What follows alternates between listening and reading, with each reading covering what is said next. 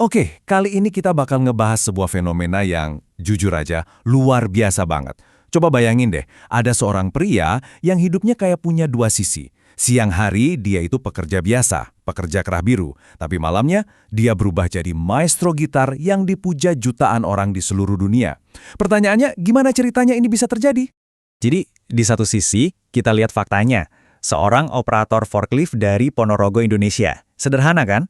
Tapi di sisi lainnya, dia adalah sensasi gitar global yang dapat pengakuan dari para legenda musik. Nah, cerita ini tuh soal gimana dua dunia yang kelihatannya mustahil banget buat nyatu, ternyata bisa ketemu di dalam satu orang yang sama.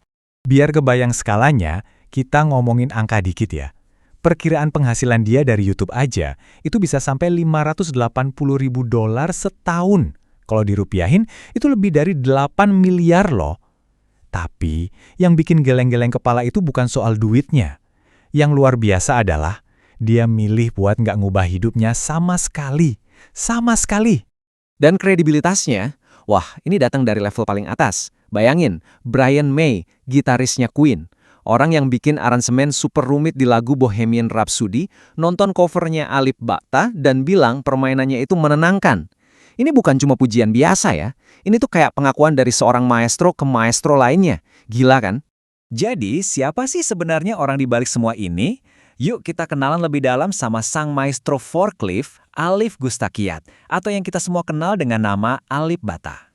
Ini dia nih, detail-detail yang bikin ceritanya tuh kayak nggak nyata, kayak fiksi. Dia itu seorang ayah dari 2 anak. Profesinya operator forklift, kerja full time. Terus belajar gitarnya dari mana? Sepenuhnya otodidak. Kelasnya itu ya YouTube. Nggak ada guru, nggak ada label rekaman yang ngedukung. Cuma modal bakat murni, kemauan super keras, dan koneksi internet. Pasti pada penasaran kan, gimana caranya dia main satu gitar doang, tapi suaranya bisa kayak satu band penuh. Nah sekarang kita coba bedah tekniknya, yang bikin dia dapat julukan orkestra satu orang. Kunci utamanya itu ada di teknik yang namanya fingerstyle. Gampangnya gini, bayangin satu gitaris bisa membelah diri jadi 3 orang sekaligus. Ada yang mainin bass, ada yang mainin melodi, dan satu lagi mukul-mukul perkusi. Nah semua itu dilakuin barengan di satu gitar yang sama. Kebayangkan rumitnya? Cara kerjanya tuh begini. Jempolnya dia pakai buat mainin bagian bass. Terus jari-jarinya yang lain fokus mainin melodi sama akor. Nggak cuma itu, badan gitarnya pun dia sulap jadi drum. Dipakai buat ketukan perkusi. Hasilnya, sebuah aransemen yang super kompleks tapi dimainin dengan presisi yang sempurna banget, sampai-sampai para kritikus bilang nggak ada satu not pun yang meleset. Dia juga jago banget teknik yang super susah, namanya harp harmonic. Simpelnya, dia itu bisa bikin nada tambahan yang suaranya jernih kayak lonceng, dan itu cuma pakai satu tangan. Nah, karena satu tangannya bisa begitu, tangan yang satunya lagi jadi bebas buat mainin melodi yang jauh lebih rumit. Ini skill tingkat dewa loh, cuma segelintir gitaris di dunia yang bisa. Tapi gini, skill teknisnya yang dewa itu baru setengah dari ceritanya.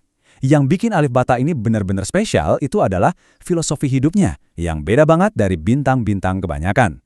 Coba dengerin kutipan dari dia ini. Ini menjelaskan semuanya. Di zaman dimana semua orang terobsesi sama penampilan, sama personal branding, dia malah bilang pengen menghitamkan semua videonya. Buat dia, musik itu ya buat dinikmati lewat telinga, bukan tontonan buat mata. Dia mau yang jadi pusat perhatian itu karyanya, bukan sosoknya. Dan filosofi itu kelihatan jelas di setiap videonya. Lihat aja, latarnya selalu sederhana.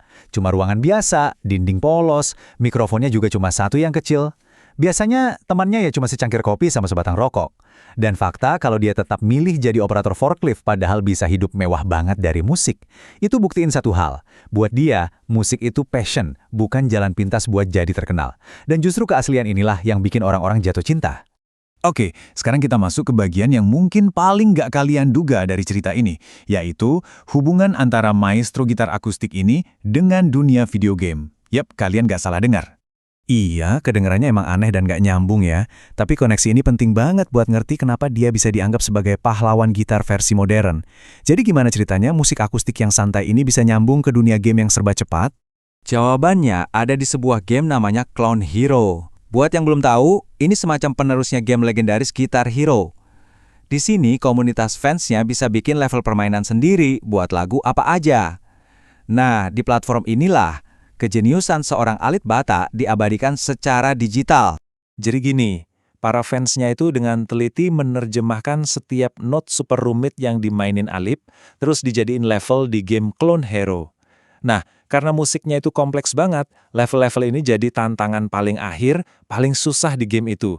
Sering banget dikasih label expert only, alias cuma buat yang jago. Lewat cara ini, komunitas game seolah-olah menobatkan dia sebagai the real guitar hero, pahlawan gitar di dunia nyata. Dan pengakuan pamungkasnya datang dari siapa? Dari Herman Lee, gitarisnya Dragon Force. Ingat kan, band yang bikin lagu Through the Fire and Flames? Lagu paling legendaris dan paling susah di Guitar Hero? Nah, Herman Lee sendiri bilang dia kagum banget, bukan cuma sama tekniknya, tapi juga sama kreativitasnya yang sederhana. Dia sampai notice Alif Ba Ta megang suling pakai kaki, dan dia bilang, ini gila. Tapi ternyata pengaruh Alif Ba Ta nggak berhenti di dunia musik dan game aja loh. Tanpa dia sadari, dia itu udah jadi semacam duta budaya buat Indonesia. Dia itu kayak jembatan musik. Di satu sisi, dia ngenalin lagu-lagu rock barat yang ikonik ke penonton di sini. Tapi di sisi lain, yang lebih penting, dia ngenalin harta karun musik Nusantara kita, mulai dari keroncong, campur sari, bahkan sampai dangdut, ke penonton di seluruh dunia yang mungkin seumur hidup belum pernah dengar musik-musik ini. Bukti nyatanya di mana? Coba deh lihat kolom komentarnya. Orang-orang dari mana-mana, dari berbagai negara, bukan cuma muji musiknya. Mereka sampai belajar dan pakai kata-kata bahasa Indonesia, kayak mantap, cuma buat nunjukin rasa kagum mereka. Keren, Kang? Terus apa sih pelajaran yang bisa kita ambil dari semua ini? Cerita Alif Ba Ta ini jadi pengingat yang kuat banget buat kita. Pertama, di era internet bakat sejati itu nggak butuh penjaga gerbang industri lagi. Kedua, keaslian atau otentisitas itu jadi mata uang baru yang nilainya jauh lebih berharga daripada popularitas instan.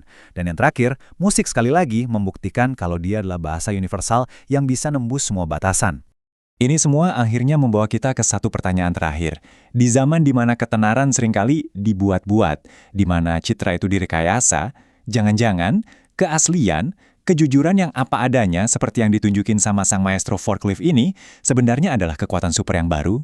Terima kasih banyak sudah menyimak bahasan kali ini. Sampai ketemu lagi di episode berikutnya.